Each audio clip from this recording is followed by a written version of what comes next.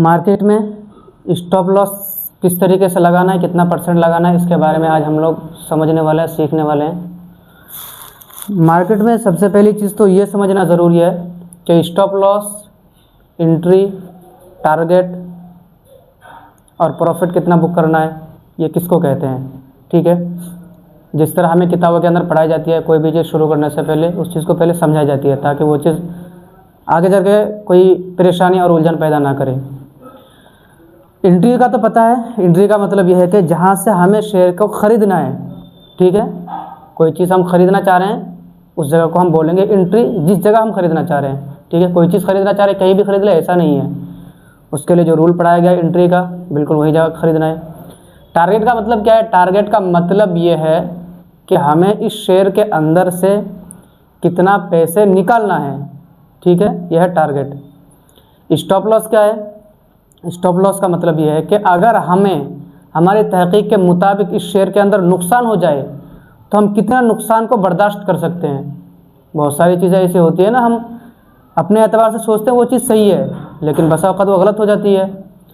तो इसी तरीके से शेयर मार्केट के अंदर भी बहुत सारी तहकीक करने के बाद भी कभी कभी ऐसा होता है कि वो शेयर हमारे अगेंस्ट जाने लगता है, यानी खिलाफ जाने लगता है।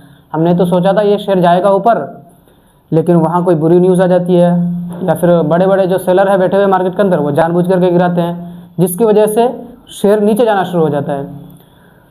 जैसे मैंने बताया, ये शेयर मार्केट एक बिज़नेस की तरह काम करते हैं। अगर इसको बिज़नेस की तरह आप देखोगे तो उसी एतबार से प्रॉफिट कमाओगे, अगर सट्टाबाजी की तरह, गैम्बलिंग की तरह देखोगे तो फिर नुकसान कमाओगे। और अक्सर लोग जो फ्यूचर ऑप्शन करते हैं, इंट्राडे वगैरह करते हैं, वो इसी नज़र से आते हैं, जिसकी वजह से सारा पैसा यहाँ से गवा करके चले जाते हैं। तो हमें इसके अंदर क्या करना है, इसको एक बिज़नेस माइंडसेट के हिसाब से देखना है, बिज़नेस के नज़रिए से देखना है। और बिज़नेस के अंदर जिस तरीके से नफ़ा और नुकसान होने की दोनों उम्मीद होती है, तो यहाँ भी नफ़ा और नुकसान होने की उम्मीद दोनों होती है। लेकिन नुकसान सिर्फ उनको ज़्यादा होता है जो मार्केट को सीखते नहीं, एंट्री कहाँ करना है वो मालूम नहीं, टारगेट कितना रखना है वो मालूम नहीं, स्टॉप लॉस कहाँ लगाना है वो मालूम नहीं। उनको क्या होते हैं? नुकसान होते हैं। मार्केट के अंदर अगर सारी चीज़ों को लेकर के पूरी साइकोलॉजी के साथ जो रूल है उसको लेकर के चला जाए तो मार्केट में नुकसान अल्लाह की ज़ात से उम्मीद है कि नहीं होगा। ठीक है, तो आज हम लोग स्टॉप लॉस के बारे में सीखने वाले हैं। स्टॉप लॉस का मतलब क्या है? स्टॉप लॉस का मतलब यह है कि अगर हमें बाई चांस किसी शेयर के अंदर नुकसान होना शुरू हो तो हम उसके अंदर कितना नुकसान बर्दाश्त कर सकते हैं, उसको क्या बोलते हैं? Stop loss. यानी हमारे लॉस को स्टॉप कर दे, रोक दे। स्टॉप के माने क्या है? रोकना। लॉस के माने लॉस, नुकसान। तो इसके अंदर ताकि स्टॉप लॉस लगाने का फ़ायदा क्या होगा? स्टॉप लॉस लगाने का फ़ायदा ये होगा कि हम बड़ा नुकसान से बच सकते हैं और प्रॉफिट ज़्यादा कमा सकते हैं। अगर हमारा 10 मरतबा स्टॉप लॉस हिट हो, हमें फिर भी स्टॉप लॉस लगाना ज़रूरी है। बगैर स्टॉप लॉस के मार्केट के अंदर काम बिल्कुल भी नहीं करना है। ठीक है, क्योंकि मार्केट है, ये शेयर मार्केट है, किसी को भी मालूम नहीं कब क्या हो जाए। पता चले आपने स्टॉप लॉस नहीं लगाया था, अगले दिन मार्केट के अंदर उठ करके देखे 20,000 रुपये एक ही दिन में नुकसान। आप डेली का 2,000-3,000 कमा रहे थे, एक ही दिन में 20,000 चला गया, ख़त्म। वहीं पर अगर आप डेली का आपने टारगेट ले रखा है 2,000-3,000 कमाना है मुझे, स्टॉप लॉस दे रखा है 1,000 का, तो नुकसान अगर होगा सिर्फ तो 1,000 जाएगा, प्रॉफिट होगा अगर तो कम से कम 3,000 से 4,000 रुपये आएगा। तो इसी वजह से स्टॉप लॉस लगाना क्या है? ज़रूरी और अहम है। अच्छा, इसके अंदर स्टॉप लॉस लगाने से पहले बता दूं, स्टॉप लॉस के बारे में तो जितनी भी कैंडल स्टिक पैटर्न पढ़ाए गए हैं सारे के अंदर वो चीज़ बताई गई है कि हमें स्टॉप लॉस कहाँ लगाना है, टारगेट कहाँ रखना है और एंट्री कहाँ लेनी है। तो इसके अंदर क्या हम अपने दिमाग के एतबार से, अपने सोच के एतबार से स्टॉप लॉस रख सकते हैं? कहीं भी दिलाए और वहीं उठा करके स्टॉप लॉस रख दिया, तो ऐसा बिल्कुल भी नहीं करना है। हमें स्टॉप लॉस हमेशा चार्ट जो बता रहे हैं, चार्ट जो हमें बताना चाह रहे हैं वहीं पर ही स्टॉप लॉस रखना है। अपने सोच के एतबार से स्टॉप लॉस बिल्कुल भी नहीं रखना है। ठीक है, और चार्ट क्या बता रहा है? कैंडल स्टिक पैटर्न जितने भी पढ़ाए गए उसके अंदर जो लो होते हैं उनके अंदर क्या करना है? स्टॉप लॉस रखना है। एंट्री क्या करनी है? जब हाई को ब्रेक कर दे वहाँ एंट्री करनी है। टारगेट क्या रखना है? जब किसी का स्विंग हाई होगा, स्विंग हाई के ऊपर क्या करना है? टारगेट रखना है। तो इसके अंदर 3 चीज़ें बहुत ही अहम और ज़रूरी है। सबसे पहली चीज़ क्या है कि स्टॉप लॉस जो कैंडल बनेंगी बॉटम में, उस बॉटम वाली कैंडल के नीचे रखना है। उसके बाद अब रखने का कितना तरीका होगा मैं बताऊंगा अभी, लेकिन रखना कहाँ है, उसके नीचे।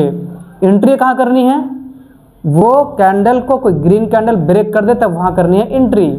टारगेट कहाँ रखना है, टारगेट स्विंग हाई के ऊपर, ठीक है। अब टारगेट में ये बात ध्यान रखनी है कि कम से कम 1:2 का होना चाहिए। क्या कह रहा हूँ मैं, 1:2 का मतलब ये है कि अगर वहाँ 1% नुकसान दिखा रहा है, यानी लॉस दिखा रहा है स्टॉप लॉस, तो उसके ऊपर टारगेट देखना है कि कोई उसके ऊपर किसी कैंडल का स्विंग हाई तो नहीं है। जहाँ अगर स्विंग हाई उससे कम में हो तो फिर हमें ऐसे शेयर के अंदर एंट्री नहीं करनी है, उस शेयर को छोड़ करके दूसरा शेयर देखना है, ठीक है। अगर उससे ज़्यादा हो तो फिर हमें एंट्री करनी है। 2% की जगह 4% है तो कोई बात नहीं, ठीक है। तो इसका रिस्क मैनेजमेंट करना भी ज़रूरी है, वरना फिर प्रॉफिट भी कमाओगे फिर भी नुकसान में रहोगे, ठीक है। ये चीज़ हो गई। अब इसके अंदर स्टॉप लॉस लगाने के तरीके क्या होंगे, चलिए अब मैं बता देता हूँ। सबसे पहले चार्ट बना देता हूँ एक, ताकि चीज़ें समझ में आ जाए। स्टॉप लॉस लगाने के तरीके, स्टॉप लॉस लगाने का 2 तरीका मैं बताऊंगा। कितना, 2 तरीका। सबसे पहला तरीका, मिसाल के तौर पर रेड कैंडल बनती है, गिरते हुए मार्केट नीचे आते हैं इस तरह,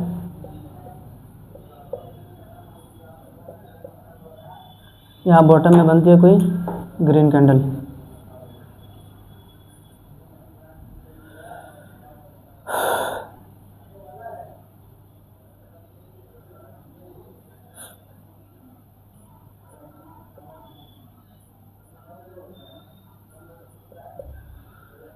स्टॉप लॉस लगाने का कितना तरीका रहेगा, स्टॉप लॉस लगाने का 2 तरीका रहेगा। सबसे पहला तरीका स्टॉप लॉस लगाने का ये रहेगा, जब भी यहाँ मार्केट गिरते हुए बॉटम में कोई कैंडल बनेंगी, जितने भी कैंडल पढ़ाए गए हैं, hammer candle, inverted hammer, spinning bottom, marubozu, जो भी बनेंगी, डोजी वगैरह के बारे में जितनी पढ़ाई, जितनी भी कैंडल बनेंगी सिंगल कैंडलस्टिक पैटर्न के अंदर, तो सिंगल कैंडलस्टिक पैटर्न के अंदर यहाँ हो गया स्टॉप लॉस। और अगली वाली जो कैंडल बनेगी ग्रीन, ये ग्रीन वाली कैंडल इस हाई को ब्रेक करके क्लोजिंग देगी ऊपर, तब होगी यहाँ पर एंट्री, ठीक है। यहाँ एंट्री होगी, उसके बाद जाकर के टारगेट यहाँ इधर होगा किसी स्विंग हाई के ऊपर, यानी उसके करीब इस तरह लाइन खींच करके रखेंगे हम पहले ही, और जब शेयर यहाँ से उठ करके जाएगा ऊपर, यहाँ तक छुएगा तो यहाँ से हम प्रॉफिट बुक करके निकल जाएंगे। बात समझ में आ गई। अब इसके अंदर चाहे तो कोई सी भी कैंडल हो, उसके हाई को ब्रेक करना क्या है, ज़रूरी है।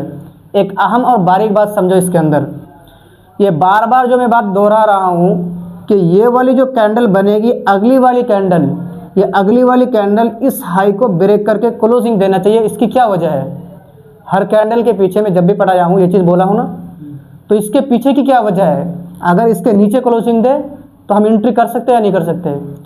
तो इसके पीछे की समझो वजह को, जो बारीक बातें हैं जो बहुत कम समझने को मिलेगी। असल में इसके अंदर जो ये बात बताई जाती है कि इसके हाई को ब्रेक करने तक इंतज़ार करना है, तो उसकी वजह यह है कि ये जो विक बनते हैं ना, ये विक, यहाँ पर सेलर बैठे हुए रहते हैं। क्या बैठे रहते हैं, सेलर। अगर यहाँ के सेलर, यहाँ सेलर है या नहीं है अभी, ये हमें पता चलेंगे उस वक्त जबकि अगले वाली ग्रीन कैंडल इसके ऊपर क्लोजिंग देगी। अगर अगले वाली ग्रीन कैंडल की क्लोजिंग इसके नीचे हो जाती है तो इसका मतलब अभी भी ये समझा जाएगा कि यहाँ सेलर अभी भी बैठे हुए हैं, और अगर हम यहाँ एंट्री कर लेते हैं तो उम्मीद है कि मार्केट गिरते हुए फिर नीचे आए, ठीक है। क्योंकि अगर यहाँ सेलर बैठे हुए माल को बेचेंगे, आप यहाँ खरीदोगे, थोड़े माल खरीदोगे, वह उसका संभाल नहीं पाओगे। तो इसी वजह से बार बार ये बात कही जाती है कि अगली वाली कैंडल, जो पिछली वाली कैंडल के हाई हो, उसको ब्रेक करके क्लोजिंग देना चाहिए। जब ब्रेक करके क्लोजिंग यहाँ दे दे तो इसका मतलब ये पता चल जाएगा कि यहाँ पर अब कोई सेलर नहीं है, जिसके वजह से कोई ख़तरा नहीं है। अगर बाय चांस फिर भी मार्केट यहाँ से गिरते हैं तो इसका मतलब क्योंकि यहाँ कोई नए बायर एक्टिव हुए हैं, नए सेलर, जिसकी वजह से मार्केट नीचे, लेकिन आमतौर पर ऐसा होता नहीं है। तो कहने का मतलब यह है कि क्लोजिंग के बारे में इस वजह से कही जाती है क्योंकि यहाँ पर सेलर बैठे हुए रहते हैं। हमें ये बात कंफर्म हो जाए कि वह सेलर नहीं है, इस वजह से वो कैंडल के क्लोजिंग का इंतज़ार करना है। तो स्टॉप लॉस का पहला तरीका क्या है? पहला तरीका स्टॉप लॉस का ये है कि हम क्या करेंगे, इस कैंडल के विक के नीचे स्टॉप लॉस रखेंगे 1:2 का। 1:2 का मतलब यहाँ से यहाँ के दरमियान, ये जो टारगेट यहाँ से यहाँ है, हमने यहाँ एंट्री ली थी ना, यहाँ से यहाँ के दरमियान अगर 1% का क्या बन रहा है, स्टॉप लॉस बन रहा है, तो यहाँ से यहाँ के दरमियान कम से कम 2% का क्या बनना चाहिए, टारगेट बनना चाहिए। ये मतलब होता है 1:2। ठीक है, ये तो एक तरीका हो गया। अब जितनी भी कैंडल होगी सारे के अंदर यही रूल रहेगा, मैं हर के अंदर बताता नहीं चलूँगा, सिंगल के अंदर सिर्फ है। ठीक है, डबल के अंदर जो 2 तरीका बताया गया है उसके अंदर 2 तरीके से एंट्री हो सकती है, तो फिर स्टॉप लॉस भी थोड़ा सा उसके अंदर ज़्यादा होते जाएगा। ठीक है, और ट्रिपल कैंडल स्टिक पैटर्न के अंदर जो तरीका बताया गया उसके अंदर तो और थोड़ा बड़ा होगा। अगर बुलिश मारूबुजू है तो बहुत बड़ी कैंडल रहती है, उसके अंदर और बड़ा होगा। तो ये रूल सिर्फ क्या है, सिंगल कैंडल स्टिक पैटर्न के अंदर है। या फिर अगर डबल वाले या ट्रिपल वाले में देखना हो तो वो फिर चीज़ जा करके देखनी है किसके अंदर, उसके छोटे टाइम फ्रेम में। ठीक है, उसके छोटे टाइम फ्रेम में कोई कैंडल स्टिक ऐसे पैटर्न बनता हो, वहाँ अगर एंट्री करनी है तो यहाँ पर क्या रखेंगे, स्टॉप लॉस रखेंगे। अच्छा, ये चीज़ हो गई एक। अब दूसरा तरीका क्या रहेगा, एक तरीका तो ये होगा कि हमारी एंट्री यहाँ होगी, स्टॉप लॉस यहाँ होगा। ठीक है, दूसरा तरीका हमारा ये है कि एंट्री हम यही लेंगे, स्टॉप लॉस हम यहाँ ना रखने के बजाय यहाँ रखेंगे। क्या करेंगे, यहाँ रखेंगे। इन दोनों में फ़ायदा और नुकसान क्या होगा, दोनों में फ़ायदा और नुकसान ये होगा, अगर आप यहाँ पहली सूरत में स्टॉप लॉस रखते हो विक के बिल्कुल नीचे, तो आपके बहुत ज़्यादा स्टॉप लॉस हिट होंगे। क्या होंगे, हद से ज़्यादा। क्यों ऐसा होता है, बड़े बड़े जो ट्रेडर है ना, वो छोटे ट्रेडर को पैसे कमाना देने नहीं चाहते मार्केट के अंदर। वो नहीं चाहते कि ये लोग पैसे कमाए। उनको सबको मालूम है, जितने भी FII DII है ना, उनको सबको अच्छे तरीके से मालूम है कि वो लोग एंट्री कहाँ करेंगे, स्टॉप लॉस कहाँ रखेंगे, टारगेट कहाँ रखेंगे। उनको उनके सामने भी चार्ट चलते हैं ना, सारी चीज़ें मालूम है। हज़ारों करोड़ों रुपये लेकर के वो मार्केट के अंदर बैठे हुए रहते हैं, तो खाली तो नहीं रहते, सारी चीज़ें उनके सामने चलती है। अल्गो ट्रेडिंग में ट्रेडिंग होती है उनकी, तो उनको भी अच्छे तरीके से मालूम होता है कि यहाँ पर ट्रेडर ने, जो छोटे छोटे ट्रेडर है, स्टॉप लॉस यहाँ रख रखा है। मार्केट को वो यहाँ से माल को बेच करके जानबूझ करके नीचे लाते हैं, यहाँ से स्टॉप लॉस हिट करा करके फिर प्राइस को ऊपर ले जाते हैं। तो अक्सर ऐसा होगा, यहाँ पर अगर आपने GTT ऑर्डर में यहाँ स्टॉप लॉस लगा रखा है तो आपका स्टॉप लॉस हिट होगा, आपका स्टॉक बिक जाएगा, उसका वो मार्केट ऊपर लेकर के चला जाएगा। ठीक है, तो इसके अंदर ये क्या होगा, नुकसान होगा। वहीं पर अगर हम यहाँ ना रखने के बजाय स्टॉप लॉस यहाँ पर रखें तो इसके अंदर फ़ायदा ये होगा, स्टॉप लॉस तो थोड़ा सा बड़ा होगा, बहुत ज़्यादा नहीं होगा, थोड़ा सा बड़ा होगा। इसके अंदर फ़ायदा ये होगा कि वो मार्केट को जो गिराएंगे ना, गिराते गिराते जहाँ तक तो गिराएंगे, लेकिन इससे नीचे जब स्टॉप लॉस रहेगा तो मार्केट को ज़्यादा ना गिराने की वजह से हम उसके अंदर बने रहेंगे। नुकसान तो देखा आएगा थोड़ा जब यहाँ तक आएगा तो, लेकिन मार्केट जब ऊपर जाएगा वहाँ तक के लिए तो हमारा प्रॉफिट में वो बदल जाएगा। लेकिन इसके अंदर क्या नहीं होगा, स्टॉप लॉस हिट नहीं होगा। तो ये दो तरीका हो गया। पहले के अंदर फ़ायदा क्या है कि बिल्कुल स्टॉप लॉस कम रहेगा, लेकिन नुकसान ये है कि उसके अंदर स्टॉप लॉस ज़्यादा हिट होगा। दूसरे के अंदर फ़ायदा क्या है, दूसरे के अंदर फ़ायदा यह है कि इसके अंदर स्टॉप लॉस हिट नहीं होगा, लेकिन नुकसान क्या है, स्टॉप लॉस थोड़ा बड़ा हो जाएगा, लेकिन यही ज़्यादा सेफ एंट्री है। ठीक है, स्टॉप लॉस का तरीका ये दूसरा ही सही है। स्टॉप लॉस के अंदर जो तीसरा तरीका है, तीसरा तरीका नहीं है असल में वो देखा जाएगा कि आप किस तरीके से ट्रेडिंग करते हो, एक्टिव ट्रेडिंग करते हो या फिर आप पैसे को एक मरतबा लगा करके छोड़ दिए और आप चार्ट को खोल करके नहीं देख रहे। असल में तीसरा तरीके के अंदर स्टॉप लॉस का ये होता है कि उसके अंदर कोई स्टॉप लॉस नहीं होता है, और ये तरीका उन लोगों के लिए है जो ज़्यादा एक्टिव रहते हैं। एक्टिव का मतलब उनके सामने बिल्कुल चार्ट खुला हुआ है या फिर मोबाइल खुला हुआ है उनके सामने, हमेशा कैंडल ऊपर नीचे उनके सामने हो रही है। ठीक है, तो ये उनके लिए है। उनके लिए क्या है तीसरा तरीका, उनके लिए तीसरा तरीका स्टॉप लॉस लगाने का ये है कि स्टॉप लॉस को लगा करके नहीं रखते। इसके अंदर जो मैंने बताया ना, पहला तरीका दूसरा तरीका, तो इसके अंदर स्टॉप लॉस को लगा करके रखा जाता है। क्या होता है, लगा करके रखा जाता है।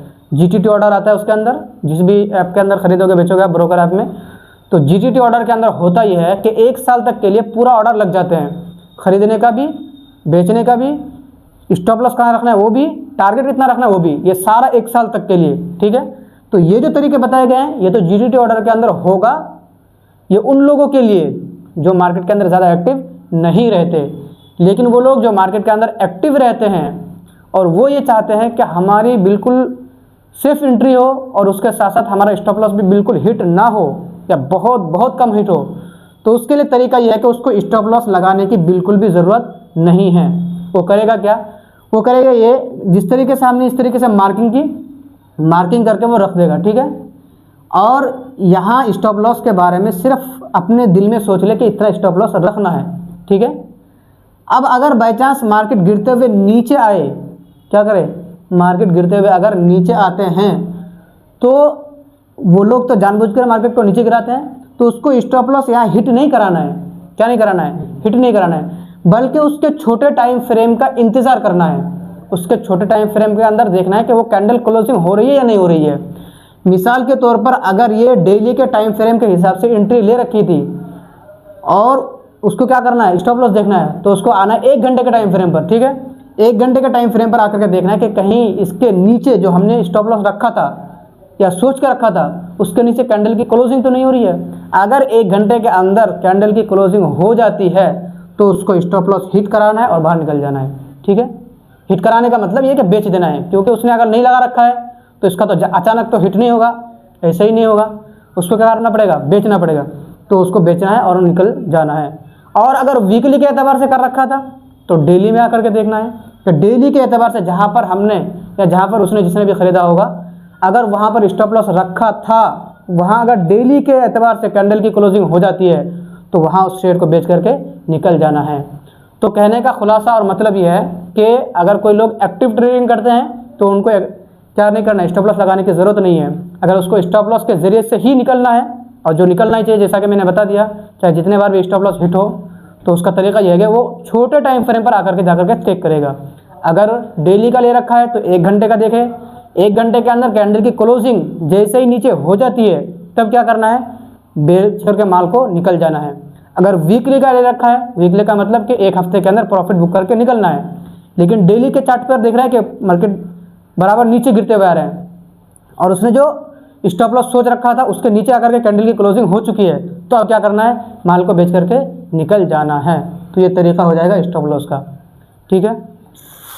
बाकी चीज़ें तो स्टॉप लॉस के अंदर यही चीज़ें थी, इसके ज़्यादा कुछ तो है नहीं। सवाल ये है कि स्विंग हाई वाले के अंदर टारगेट कैसे रखना है ना। ये समझो रेड कैंडल, ठीक है, ये रेड कैंडल की चार्ट, उसके अंदर रेड कलम में कम दिख रहा है इसलिए मैं इससे बना रहा हूँ। समझो कि मिसाल के तौर पर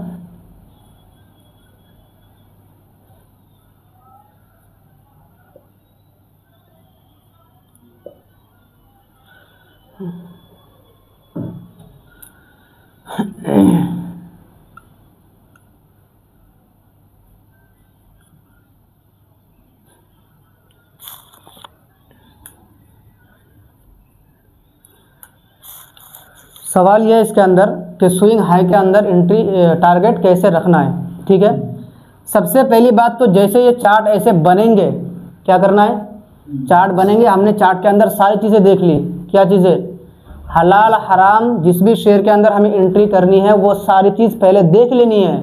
वो शेयर कंपनी क्या बनाती है, उसका शेयर हमारे लिए जायज़ है या नहीं है, उसके ऊपर 33% से ज़्यादा तो कर्ज नहीं है, उसके पास पैसे, जितना भी जितनी भी चीज़ें पढ़ाई गई है हलाल के बारे में, वो सारी चीज़ें शेयर के देख लेने के बाद तभी किसी शेयर का चार्ट खोलना है, ऐसे जाकर के सीधा खोलना नहीं है। उसके देखने के बाद फिर हमें मार्केट वगैरह भी देखना है। उसके बाद हमें देखना है कि शेयर के चार्ट ऐसे गिरते हुए नज़र आ रहे हैं, ठीक है। जब ऐसे गिरते हुए नज़र आएंगे फिर हमने ये देखा यहाँ कोई कैंडल बनी बॉटम में, कोई भी कैंडल बन सकती है, मैंने यहाँ हैमर बना रखी है, ठीक है। इसके बाद जब ये बन जाए तो हमें क्या करना है, इसके बाद अगली वाली कैंडल जो बनेगी हैमर के बाद ग्रीन वाली, यहाँ करनी है लाइन मार्क, ठीक है। क्या करनी है, लाइन मार्क। ये तो लाइन मार्क करनी है एंट्री के लिए, टारगेट के लिए करना है ये वाली लाइन, ठीक है। अब सिर्फ यहाँ हाई एक ही है इसलिए मैंने एक ही किया, वरना ये सप्लाई जोन के एतबार से मार्किंग की जाती है, ये रेजिस्टेंस के हिसाब से मैंने एक ही किया सिर्फ, ठीक है। तो अब इसके अंदर इसको बोलेंगे स्विंग हाई, क्योंकि असल में होता ही है कि बहुत मरतबा प्राइस इस लेवल तक जाते हैं और जाकर के गिर के नीचे आते हैं। कभी तो इस तरह होते हैं, नीचे आते हैं, कभी इस तरह फिर होते हैं, नीचे आते हैं, कभी इस तरह होते हैं नीचे आते हैं। तो सबसे जो आखिर के हाई होंगे इस लेवल से 12 प्राइस गिरते हुए नीचे आ रहे होंगे, या फिर सिर्फ एक ही कैंडल हो सकती है जिसके अंदर प्राइस के अंदर वीक बड़े होंगे, ठीक है। तो जब वीक बड़े होंगे तो मैंने बता दिया वहाँ सेलर ज़्यादा रहते हैं, वहाँ हमें माल को बेच करके वहाँ से निकल जाना है। तो अब यहाँ हम एंट्री कर लेंगे, यहाँ स्टॉप लॉस का रखेंगे, टारगेट के लिए हम यहाँ तक सोचेंगे। मार्केट जब उठते हुए ऐसे ऐसे ऐसे करके यहाँ जाए, यहाँ घुसने से पहले पहले ही इस लाइन के अंदर ही माल को बेच करके निकल जाना है। इसको बोलेंगे स्विंग हाई। बात समझ में आ रही है? अब समझ में आ गई बात कि पहले ही इसको कैसे मार्क करके रखना है। चार्ट तो इधर से गिरेंगे ना, समझ में नहीं आ रही है क्या अभी भी? हैं? जब मार्केट गिरेंगे तो इस तरह करके इधर से गिरेंगे, कैंडलस्टिक पैटर्न बनेंगे तो यहाँ बनेंगे बॉटम में, मैंने बताया था बॉटम के अंदर बनते हैं। ब्रेकआउट होगा तो यहाँ होगा, जाएंगे तो आप ऊपर दाएं तरफ ना जाएंगे, पार्ट ऊपर मार्केट गिरेंगे तो वो नीचे गिरेंगे, हमें उससे कोई मतलब नहीं, हम शॉर्ट सेल में कमाते नहीं है। चार्ट जब ऊपर जाएंगे तो इस तरीके से ऊपर हायर हाई बनाता हुआ जाएंगे। यहाँ जैसे ही कैंडल बनने लगे तो हम यहाँ की मार्किंग कर लेंगे, उसके बाद यहाँ के साथ साथ इसके टारगेट का भी मार्किंग कर लेंगे। टारगेट के अंदर ध्यान रखना है कि 1:2 का होना चाहिए, ठीक है। उसके बाद जैसे प्राइस ऐसे ऐसे करके ऊपर जाए, इस लेवल तक घुसे, यहाँ पे मार्केट को बेच करके निकल जाना है। इसके बाद भी अगर इस लेवल को तोड़ करके प्राइस ऊपर जाए, हमें लालच अपने अंदर नहीं लाना है, यहाँ बेच करके निकल जाना है, ठीक है। टच करने से पहले पहले लाइन से पहले ही निकल जाना है। यहाँ प्राइस का इधर प्राइस लिखा हुआ रहता है शेयर के अंदर, यहाँ कितना प्राइस बैठ रहा है उसको लगा करके रख दो, जैसे इस लेवल पे पहुँचेगा वो अपने आप ही बिक जाएगा, उसको जानबूझ करके क्लिक करके बेचने की ज़रूरत नहीं है, ठीक है। इस लाइन के अंदर इधर साइड में प्राइस लिखे हुए रहते हैं कि यहाँ तक आने के बाद कितना प्राइस है, शेयर का लिखा हुआ है। तो यहाँ आने से पहले पहले ही उसके अंदर शेयर के अंदर लिख करके रख देना है, पेंडिंग ऑर्डर में डाल करके, यहाँ आने से पहले पहले वो बिक जाएगा और वो शेयर अपने आप ही सेलर के हाथ में चला जाएगा, ठीक है, बायर के हाथ में। अब अगर बाई चांस इस लेवल को तोड़ दे, तोड़ने के बाद प्राइस ऊपर जाने लगे तो हमें एंट्री नहीं करनी है। मैंने बताया था ब्रेकआउट होने के बाद फौरन एंट्री नहीं करनी है। अगर हमें ऐसा लगे कि ये शेयर और हाई लगने वाला है तो ये लेवल को ऊपर होने के बाद ये रिटेस्ट होगा और यहाँ फिर कोई कैंडलस्टिक पैटर्न बनेंगे, कुछ बनेंगे, फिर यहाँ से जाने लगेगा, तब होगी हमारी एंट्री। बात समझ में आ गई? कोई उलझन है?